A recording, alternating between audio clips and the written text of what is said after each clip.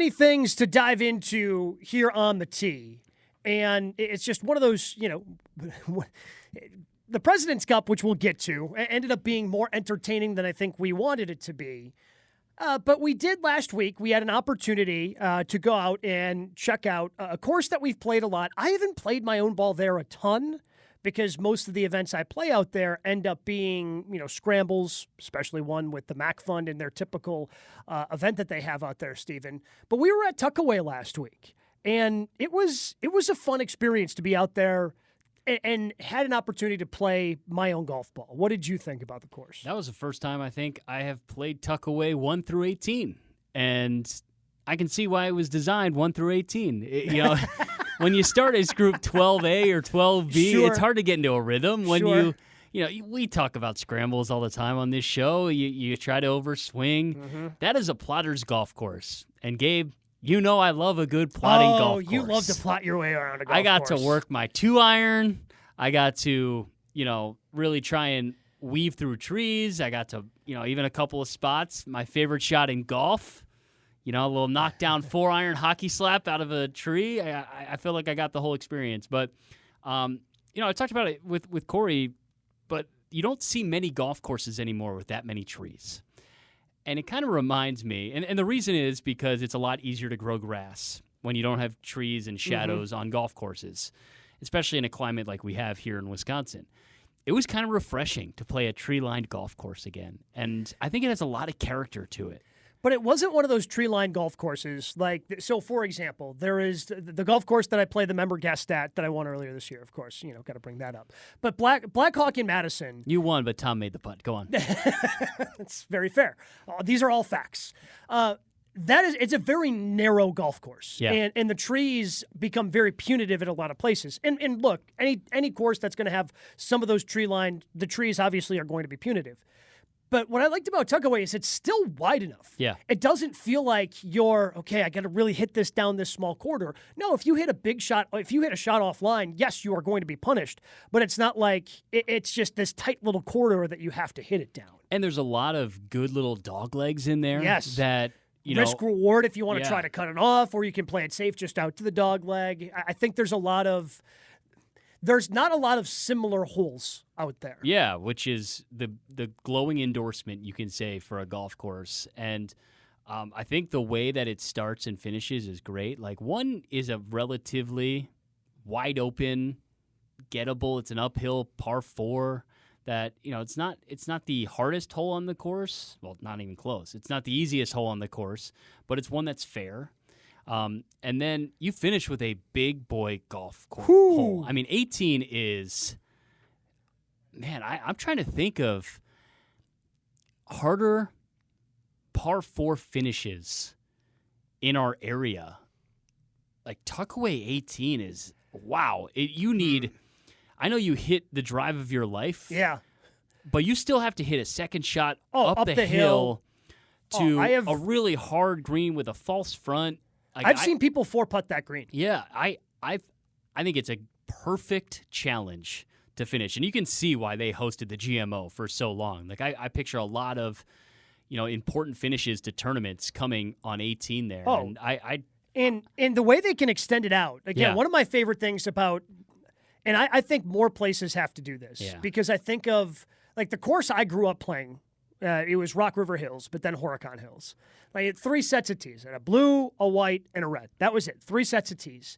And there were certain areas where the blue were definitely longer, but like the red, you didn't get quite if you were either a beginner or like my mom playing from the women's tees, playing as far up.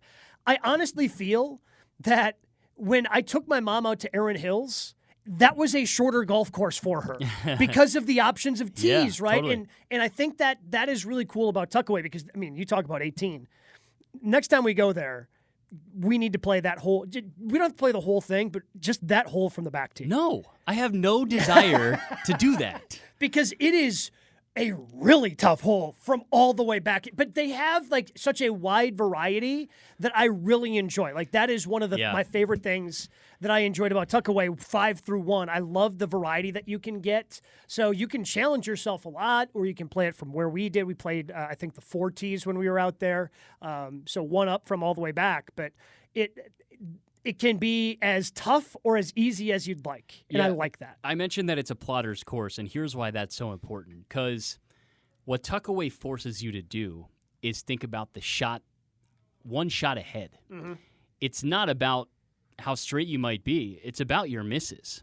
And so if you miss on the wrong side of a fairway, you might be in the fairway and you're thinking, I drove the ball in the fairway. But then the way the trees are designed and the way they can move pins around where the trees are that hug these greens, you might be blocked out of an approach shot even though your drive is in the fairway. And that's what I really like about the course. It's about finding the right attack angles off the tee coming into those greens, because depending on where they put the pins, you might not always have a clear lane at a green. And I think it's a great challenge to always have to think one shot ahead of the ball that you're striking. Favorite hole, toughest hole? 18 is my favorite hole. I really think, and it might be the answer to both, but I think that it reminds me a lot of 18 at Whistling Straits. Okay. Where you have to hit two great shots to be rewarded. And I think Cory's answer was also right. I think 11. Is that the one? Yeah, a lot of people love, apparently, that is 11 or 13. So 11 it's a shorter par 4, but it's dogleg left. You all cut the trees. Corner. Yeah. All trees. Yeah. I would say 11 is a close second favorite hole for me. Yeah. And I was glad to follow Cory on that tee shot because he put it in position A++, and I was like, okay, go follow that. Yeah.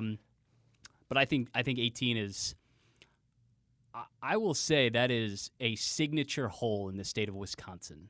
I think I'll tell you what, because 16 there is a pretty good scoring opportunity as a par 5. Not an overly long hole, especially if you can drive it to the hill, get a little more runoff. It's you might be able to reach it in 2, but you're going to have a wedge in your hand if you're not, right? It's not an overly long hole. But 17, 18 is a pretty damn tough closing stretch, because 17 is a par 3. I mean, from where we played it, it was, 205, and that can still even get longer if you go all the way back. And then 18. It's easy to see why this place is going to be hosting another state open. Yeah, and 17 where we had the pin top left, holy cow. Thank goodness we played it last Monday after we had gotten some rain, and they hadn't gotten out to mow yet. Because there are some putts on that 17th and 18th green where it's you can just feel it like, oh man, if this putt was quick, this would be terrifying. Yeah, I was really blown away by the experience out there. I can see why they have a long list of members that are trying to get into that special course. I don't think there's a course quite like it in the area, south of Milwaukee, that has that type of experience. Just doing the show from that patio, it's incredible. Oh, you just talk about the experience beyond the golf there. I feel like they have that right. Yeah, and we can hear more of that as Cory Savage, who we played the round with, he is on their board, one of their vice presidents out there as well. We played the round with him. He gives his thoughts on Tuckaway Country Club as we roll on here on the tee. But I do want to remind you, On the Tee, presented by Wisconsin Golf Trips. Check them out. WisconsinGolfTrips.com. They plan the trip. Jason planned the trip. We're going a couple weeks away. We can't wait for Scotland. But they can do international trips for you. They can do, even more domestic trips for you. Main business used to be, and they still do, bringing people to the state of Wisconsin. But they can take the people from Wisconsin to those great golf courses around the country and around the world as well. Check out the entire website, WisconsinGolfTrips.com. On the tee, we are excited. Tuckaway is a place, Stephen, that we get to play typically once a year, and it's usually a scramble because we're out here for the MAC Fund. We've done the show from out here before, talking with our guy Mike Belowski from the MAC Fund. But we had an opportunity today where we got out here and we got to play the course. We got to play with Vice President and a board member, Cory Savage, who joins the show now. Cory, thank you so much for having us out here, man. Yeah, I wish I could have played a little bit better golf, but it's great to have you guys out here. Beautiful day. First kind of feel of fall, so you got a sense of what the golf course has been like for the last year in terms of just green flush, and everything about it's just been awesome. Well, I can tell you, rule number 1 of On the Tee is we don't talk about our scores. Ugh. We don't have to. And we don't have to. I do have the scorecard right here, but only I have seen the final scores, so we're good. We're good. It's all about the walk, and we were it was our joy to be able to walk with you. Great day. You've been out here for a long time. Why are you a member? Well, the funny part about it is I used to be what's called a trunk slammer. Every weekend, I put my clubs in the trunk and go from golf course to golf course to golf course. And I had a couple of really good friends that were members here, and I'd play as a guest on Sundays at 727. We call it the 727 group. And I fell in love with the club, and then in 2010, I got approached like, hey, we're looking for membership. We have this deal coming in for young people, and it was not necessarily in the budget, so to speak, and convinced the wife to do it and figured, let's give it a chance. And I spend as much time here as I do at work now. It's just a special place, and I've met some of my closest friends, been to a lot of weddings, become godfather of children here. It's a special place. I mean, everybody here is really friendly. It's a Southside gem. Well, I mean, how could you not be friendly, given the patio we're currently sitting at? I mean, this is what a setting. Yeah, this is one of the renovations you guys had recently taken care of. This patio and some of the improvements out on the golf course. Yeah, no, this was member driven. Where we're sitting right now actually used to be a very steep grass slope, and the only patio furniture out here were like real plastic chairs and a couple plastic tables. And it was a vision of a former member who had a guy who wanted to do it. And we spend so much time out here in the summer, and you have a view of the golf course and you get the sunset back there. But I've seen weddings out here, been on weddings out here, had my 40th birthday out here, and spent a lot of time over there watching the Badgers on Saturday after an early morning round. But yeah, it's everything you want in the Midwest. You get to watch people come in, you get to see who's out here. Fortunately for me, two boys that we have love to play golf, so we're here quite a bit. And it's fun to sit out here and just have a cocktail and have food. I have to say, there aren't many golf courses these days that have this many trees.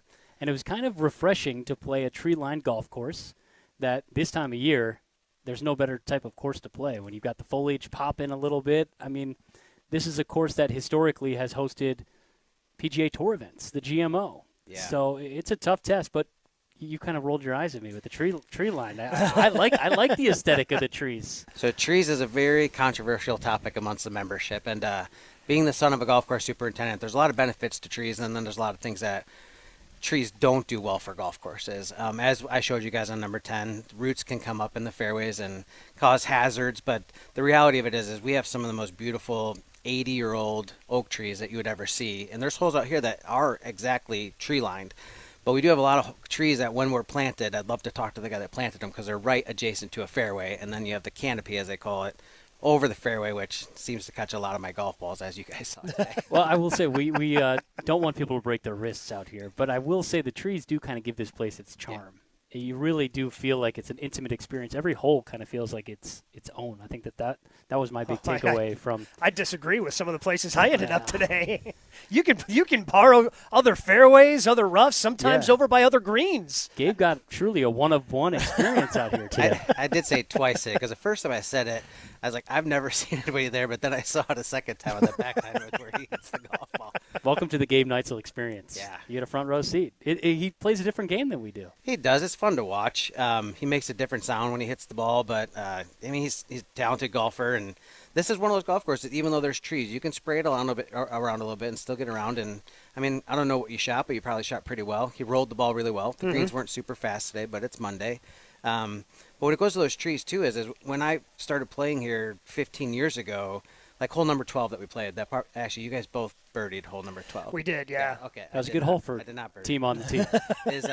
That right side of 12 I think we probably took out 100 to 200 trees there, the ash trees that everybody had to take out, too. So from an eye line standpoint, this course is gorgeous. But if you do get off the fairway a little bit, it can cause some trouble. I should have brought my golf ball because I think after number 15, 16, I think half of it was yellow. I was going to say, you had your own autographs by hole numbers. I think, I clipped a couple of trees today, too. Don't worry. Look there at we this. go. I don't know if we can catch that on the camera there. But, there's a little yellow stain on this one, too. But it's the same one we started the day with. Yeah, your ball hit those trees at a lot higher ball. It tells a story. Yeah. Cory Savage, Vice President out here at Tuckaway. You've been a member since 2010, you said? So coming up on 15 years you've been out here. What's your favorite hole? Number 11, without a doubt. And I think I shared that with you guys on the tee. That's what the old Tuckaway used to look like with the oak trees, tree line. I mean, it's a very fair hole. it's one of our only holes that can be completely shaded, especially when it's set. But from my standpoint, late in the afternoon is my favorite time to play. Shadows coming through. That's one of the most beautiful holes you'll ever see. And it's a fair par 4. I mean, you hit it into 16, so you played a little different than we did. Still made 4. Yeah, still did. All roads leading to the same place. Yeah, and we played it traditionally. And we all made 4s, Yeah, by the we way. did. All made pars. It's just from my standpoint, I play a right to left tee shot. It's just made for, this whole course is really made for a draw, but something about that hole, you just get on the tee and it's like, this is going to be a good day. Yeah, I feel like this course is a perfect example of you use almost every club in your bag, and a good driver is rewarded. Yeah. And there's enough really hard golf holes out here that challenge you in a way that, depending on the conditions, this place can play as one of the tougher courses in the area. Whenever I'm playing a course, and I think we've kind of talked about this, Stephen, I always, if I'm evaluating a golf course, you start with the par 3s. Okay, how difficult are the par 3s? How fair are the par 3s? Are they good par 3s? And I think you guys have a good collection out here. It's a number of different shots that you're going to end up hitting. The first one, you've got a little bit over water. The second one, the green is, it's wider than you think, but there's some traps up there to kind of fool the eye. On the backside, you've got, a pretty standard one, but it's got a huge slope on the left. Pin was tucked right today.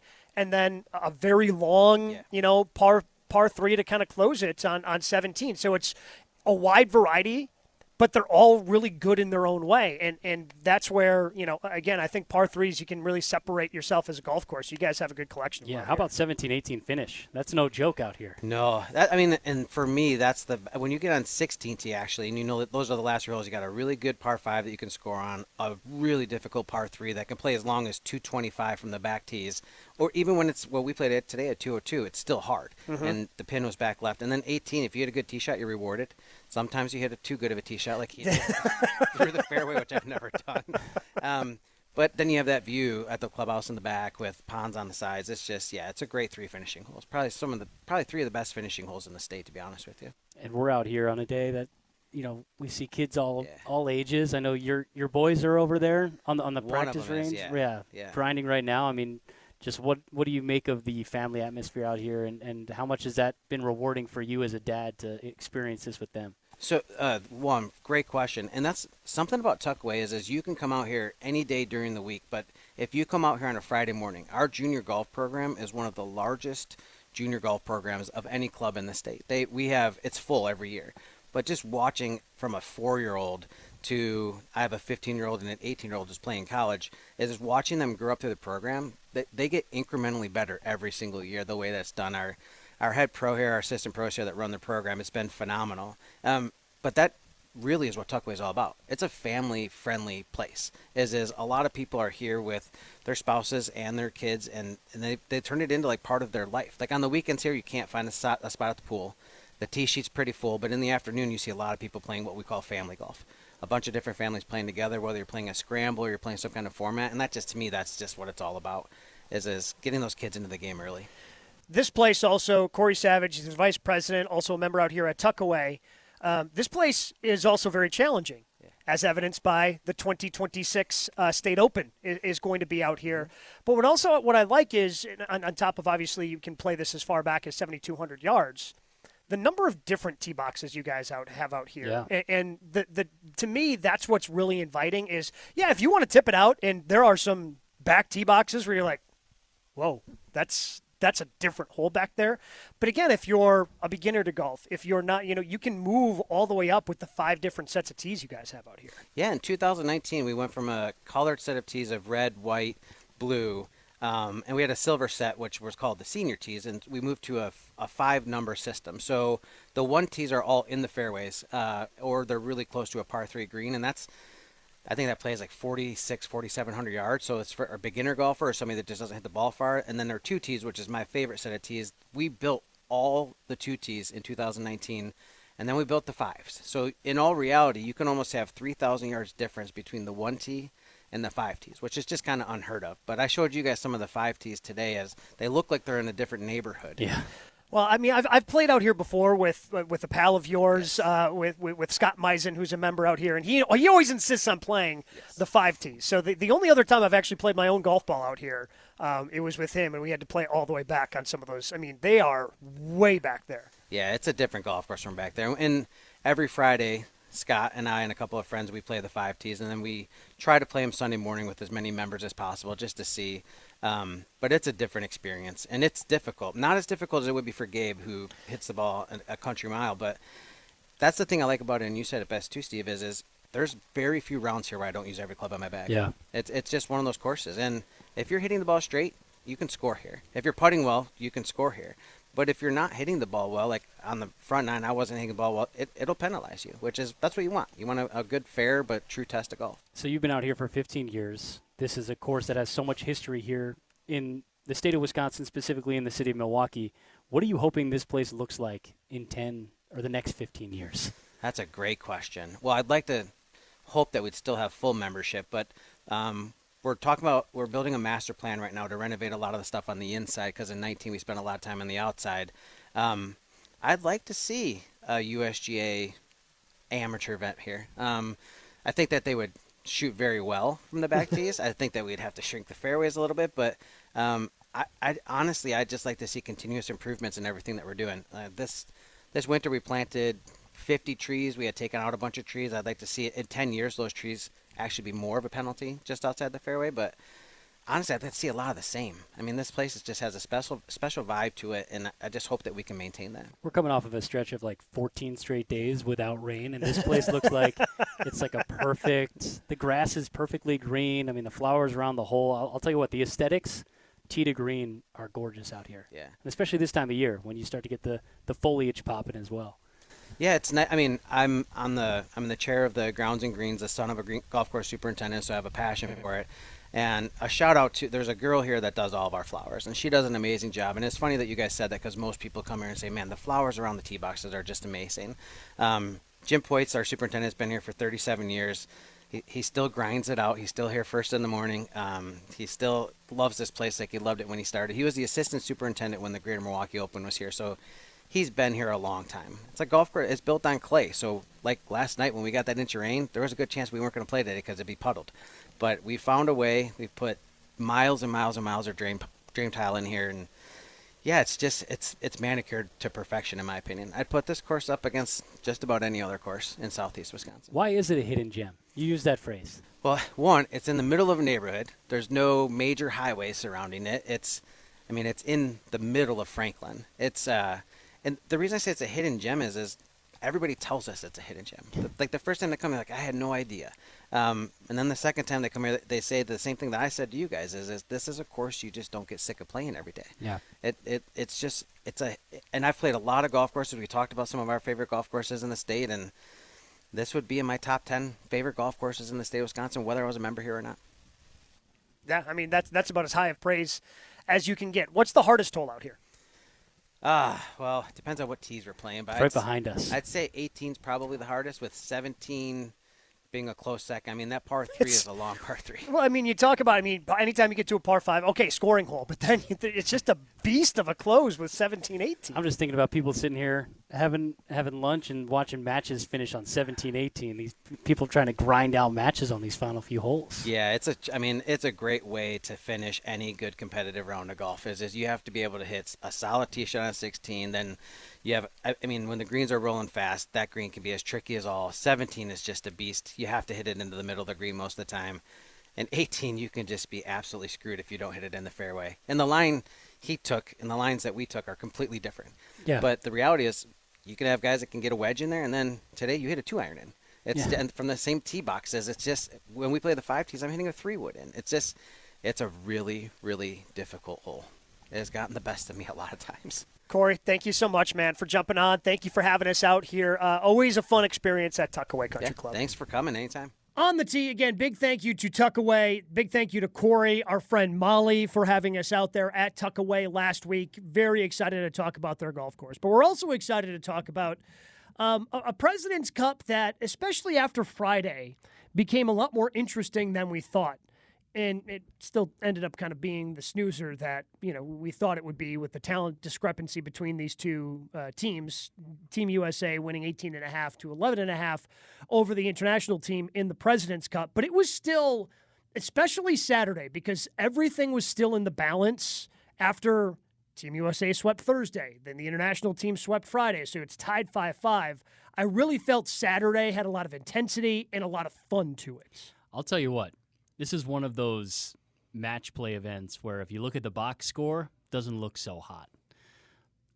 I was thoroughly entertained by this President's Cup.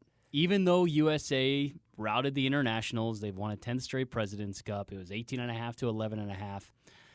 Finally felt like there was some drama, some character arc, some good golf shots, some bad golf shots. I was a little underwhelmed by the crowd. I thought Canada would maybe show up a little bit more, especially in those first couple of days. Like, I'm glad day 2 happened. I'm glad that we didn't have a 10-0 lead that maybe got interesting on day 2. Like, the fact that we had the 5-5 through 2 days, like, all right, some momentum into the weekend. Cream rose to the top. I mean, USA should have won. They won. And they won going away. Yeah, but I'll tell you what, like, Kim Party of 2 signed me up for that all day long. But it's a good thing that Saturday happened, because without Saturday happening, that doesn't have the feel that it does. Because I feel Tom Kim did a lot of the same things that he did. Like, he tried to be that heart and soul of the team. And which, why not? Oh, yeah, but Adam Scott's not going to be that guy. Jason Day's not going to be that guy. It rang a little more hollow, and not to make the joke about Quail Hollow, where the last one was. Yeah. After Team USA was up 8-2 after the first 2 days. You know what I'm saying? Totally. Like, it's just like, okay, I understand what you're doing here, and this, I understand this individual match is important to you, but also, like, I mean, you're like those Chicago White Sox right now, man. You're just getting your ass kicked. Like, there's, but when it's 5-5, and then you have, the first session didn't go the internationals' way, but when you have a format in the 4-ball that they swept the day before, like, there's a lot of emotion, there's a lot of passion, and there's a lot that you feel that drama as a viewer going into that. And for a brief moment, it looked like the internationals were going to make it close going into singles. Team USA ends up flipping just about everything, and they were up by 4 going into Sunday signals and just run away with it. But I mean, yes, the Kims versus Schauffele and Cantlay. I mean, that's one of the best international cup matches I can think of. I mean, in a long time. Yeah, and the takeaway from that is going to be the Kims. But for me, they lost. It was Patrick Cantlay. I'll tell you what, man. We've dogged him a lot on this program. It's hard to root. Justifiably so. I want to get that out there. Sure. Just because he played well in a President's Cup, it doesn't eliminate everything else that he's done. I'm not saying let's throw him on the pedestal. Okay. All right. I just want to make sure. I have my grievances. But I'll tell you what. He's a dog. In these team events, he has been. We saw him in Rome. Except in the old shot on Saturday. We don't even talk about they got dog walked. Yeah, 7-6. That was tough for Team X-Man and Patty Ice. Oh. I didn't know they had that in them. Woof. But, for Cantlay to drop that birdie on 17 against the Kims in what proved to be a pivotal momentum moment for Team USA, we talked about it before. We needed to see USA come out and rout the international team because we don't really know what the identity of USA Golf is right now. I don't know if they truly know. Oh, either. There's no. If they had an idea, Keegan Bradley wouldn't be your captain going into Bethpage. But, man, I watched that match to end Saturday with the whole team around, and, like, even as cheesy as it was to see Wyndham Clark try to do the night-night back to Tom Kim and Siwoo Kim after they dropped the night-night earlier in the celebration, like Wyndham. But also, like, talk about, like, getting an A on the group project that you didn't really contribute to. I mean, yeah, but also, like, and again, because they were the Kims, like, you just kind of look the other way and, doing the night-night after chipping in at, what was that, 16? Yeah. You can't do the night-night then go on and lose the match. Like, the night-night came from Steph after he hit a game-winning 3. But that's kind of the comedy of it. It's like, they're lovable losers. It's like like something's almost lost in translation. Yeah. They were trying their best to force a little energy into the event. What was crazy about them is I don't know if I've simultaneously seen 2 guys get hot with a putter. in a match like that, Yeah. in alt shot, right? Like usually it happens in 4-ball, one guy gets hot and he's just pouring in putt after putt after putt. I mean, I'm sure everybody's seen it. You know, your buddy's unconscious, you know, playing whatever weekend round of his life, and he's just pouring in putt after putt. But this was the two of them in alt shot. Just, you need me to make this putt? Okay, yeah, I got it. And then the next one, it would be Tom Kim. Yeah, I need to make this? Oh, okay, yeah, I got that. Maybe my favorite quote from the President's Cup came from Xander talking about Siwoo and Tom. Yeah. He said, those boys, this course might be, I don't know, 7,000 yards, but those boys covered about 9,000 yards in this round of golf, at least the ones that I've played against them, because the celebrations on the green alone. Yeah. I mean, it was fun. You know, it was so much fun. The competition was great. It was fiery.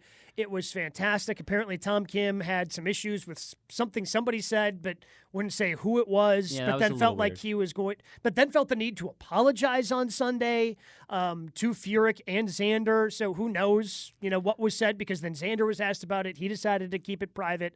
So I'm not quite sure what that was about. But that match in particular, almost to me, made the President's Cup all worth it, because that's how much fun that was on Saturday. Yeah, you know, it was also, when I talk about needing to see USA play well, you look at what the difference maker was in this President's Cup. Top 4 U.S. players, their ranking in the official World Golf Rankings were Scotty Scheffler, Xander Schauffele, Colin Morikawa, Patrick Cantlay. They combined to go 15-5 in this event. Top 4 international players, Hideki Matsuyama, Adam Scott, Sung Jae Im, Tom Kim, won 6-12-1. That was the difference in this President's Cup. The USA stars showed out, and I don't know if this is me saying that this is what I need to see going into Bethpage, but it was nice to see Scotty play a little bit better. Not as great as he should be. He still wasn't super sharp. And I think I saw, Sally from No Laying Up tweet out the, probably my favorite joke from Sunday of, it's nice to see Scotty following up a Tiger-like season with the true, by Tiger not playing well in these team events. Because Scotty, it was Xander who was fantastic. Cantlay played really well for Team USA. And, you wish you could get just a little bit more out of Scotty. Yeah. And my other big takeaway was, what was Mike Weir thinking? Look, man. Like, rolling out the same squad for 36 holes? Which I get. If you have these just studs at the top of your roster that you have to play. Yeah, but they didn't. About John Rahm and McIlroy pairing. No. If you had some guys you had to ride in order to make Sunday singles mean something, sure. But then you decide to sit Jason Day for an entire day. Who probably coming into the event outside of Hideki had the best golf season of all of those guys. Yes. And look, and Adam Scott is, he's played in 1,000 of these at this point. You decide to play him 36 holes, so he's exhausted for singles. But then you decide, hey, Jason, after not playing at all yesterday, you're setting the tone tomorrow. What? Yeah. Usually, if you don't play somebody for an entire day, you're trying to hide them, kind of like Team USA was trying to hide Sahith because he didn't play that great. Yeah. Right? Yeah, that's true. And to continue, the guys who played 36 on Saturday, those 8 players, you know what their record was in the Sunday singles? I do not. You can guess it wasn't very good. Well, so 8 players. 2-5-1. Yeah, I was about to say. My guess is 2. Yeah, something like that. 2-5-1. I was just so confused. The whole Mike Weir thing from the beginning, like his captain's picks were odd. Look, I don't think this was the best captained, team competition we've seen. Between Furyk just basically going down the list of, not really making any captain's picks despite having 6. He just picks the next 6 in order for the points. And Max Homa was actually playing really well, and he decided to just anchor him down with Brian Harman. There were a lot of questionable decisions, I think, on both sides. Yeah, I guess ultimately I'm going to take it as a positive for USA Golf to see them. I look at it as a neutral. This is what they were supposed to do. Yeah. They went out and did it. But they faced a little adversity in doing so, which is what I cared about. The way they responded on Saturday made me feel better about the state of USA Golf. I think that's fair. And how they came out of the gates, right? Because against Europe, it's just like you might be 4-1 on day one. Yeah, well, because alt shot is the one that Team USA, no matter President's Cup, Ryder Cup, alt shot's kind of where they struggle. Yeah. And they struggled again, they didn't start with the alt shot this time around, but that is where they did struggle, obviously going 0-5 on Friday. Join Steven and I out at the Wisconsin Country Club. I love it. We both love the golf course out there. It's absolutely fantastic, in great condition. I also, Steven, not as much. He's got kids, and maybe he's going to learn to love the range as much as I do. But I love the range. I like the idea of the range. Yes, you like the idea of the range. I don't see you out there very often, though. Because when you have time, show and go, man. Yeah, you want to play. Nap time 9. Again, you'll know one day. One of my favorite things from Steven this year is when we did a video out there. Oh man, I'm going to get out there for such a great range session. I knew I was coming in hot. Told him I was coming in hot. He got there at the same time I did.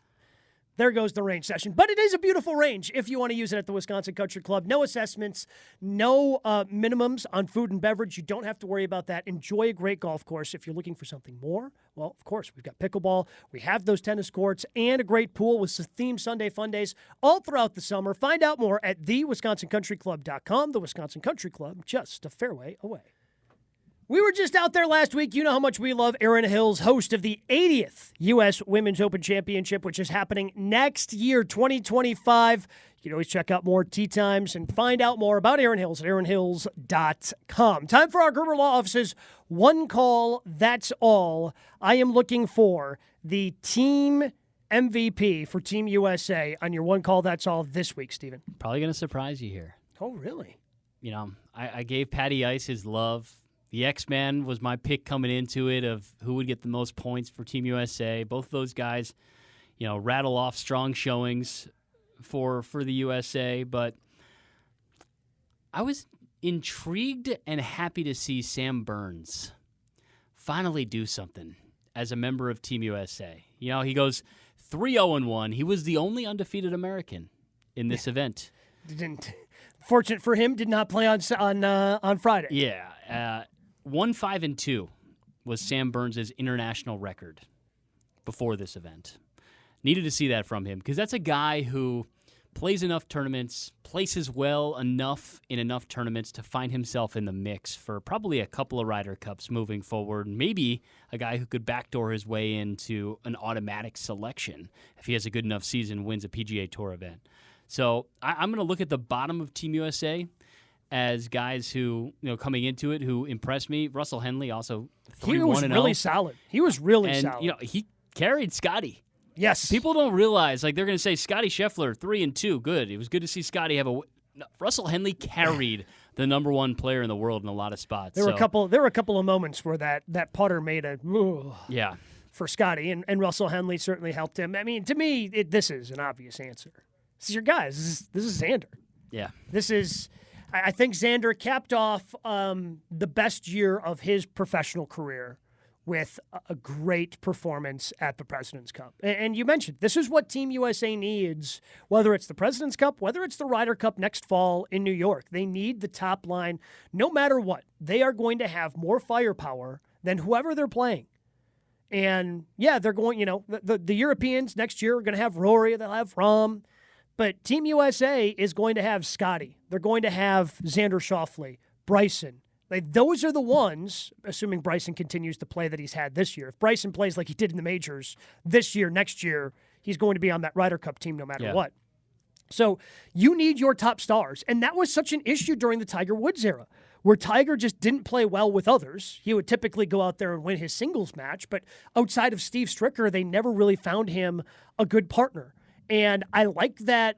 The one thing I did like that Furyk did, it wasn't just, you're always going to play with this person, right? Like we thought, okay, well, Sam Burns is there. Clearly he's going to play with Scotty. I mean, right out of the gates, Xander and Finau. Yeah, they broke it up, right? And they did things that made sense. And that doesn't mean that those pairings aren't going to come back. Yeah. Because we obviously saw Xander and Cantlay play alt shot together.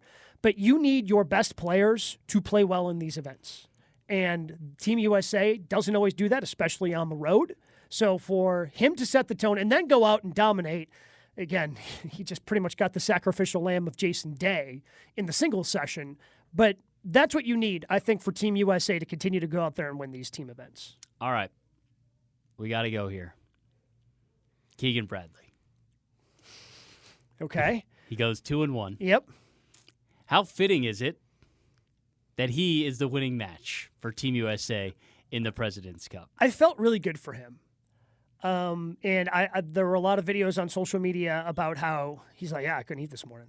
I felt like I was going to throw up. He kept referencing that.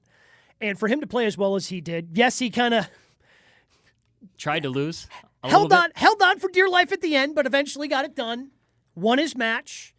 I felt good for Keegan because he is clearly somebody who has been haunted by team competitions past. Yeah. And I don't think getting the winning point on the President's Cup, as emotional as that is, I don't think that means he's going home and opening up that bag from the Ryder Cup. No.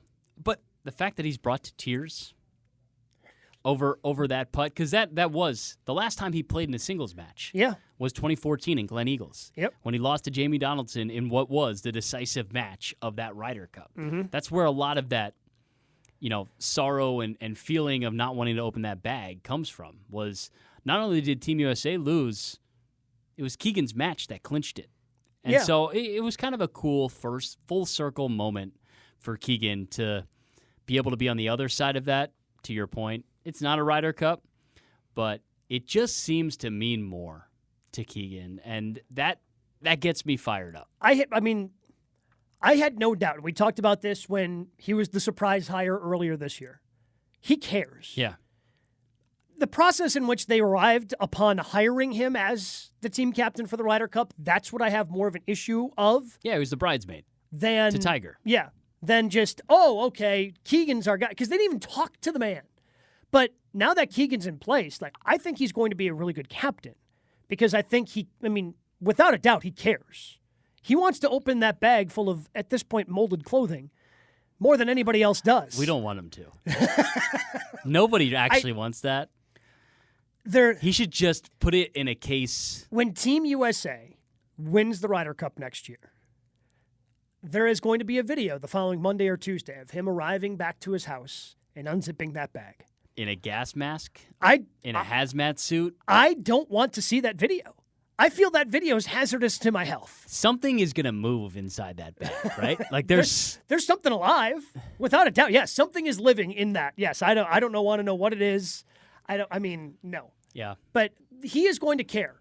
And I think he's going to be a player's captain, without a doubt. I think he's going to listen to the guys in the post-match interview. When Damon Hack asked him, what he missed most about these, and he said the guys. Yeah. I think he's going to listen to his team. And I think that's going to do him well. I do think it's also worth noting that our guy, Steve Stricker, the 2 times he was captain, people need to pay more attention to what he did. I know Team USA is supposed to dominate this event. They almost closed out the internationals on Saturday when he was the captain. Yeah. For back in 2017.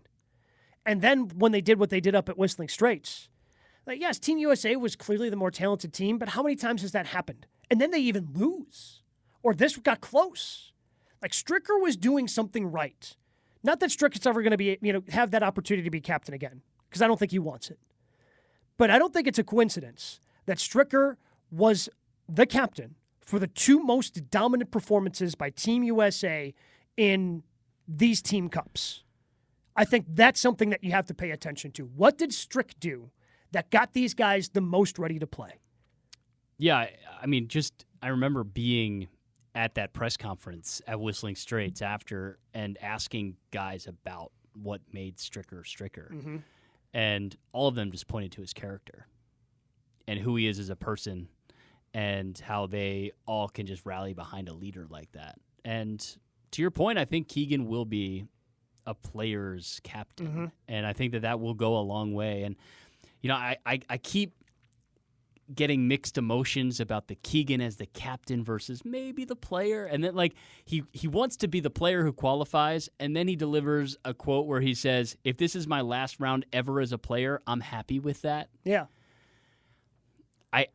I don't know what to think about that. And that's the only I have a hard in time, this whole process. I have a hard time imagining him, and I think he's going to know this. again, I mean, if you win a major the way the qualifying process works right now, and maybe they revamp it a little bit, I don't know. But if you win a major, which I don't think Keegan's going to, that's about the only way to guarantee your spot in the top 6. I don't see that happening. I think Keegan knows it. That's my only fear, is that becoming a distraction. Yes, 100%. 100%. But I think he's going to surround himself with the right people. I'm really curious to see who his assistant captains are going to be, because I think they're moving off this old guard of, oh, Freddie's there. And I mean, Tiger will be there if Tiger wants to be there, because that's just the way these things work. But I'm going to be really curious to see what this next wave of American teams looks like as they dominate the President's Cup and the international team. Speaking of international, just a couple of weeks away, I'm sure we're going to preview our trip to Scotland at some point, maybe next week on the tee.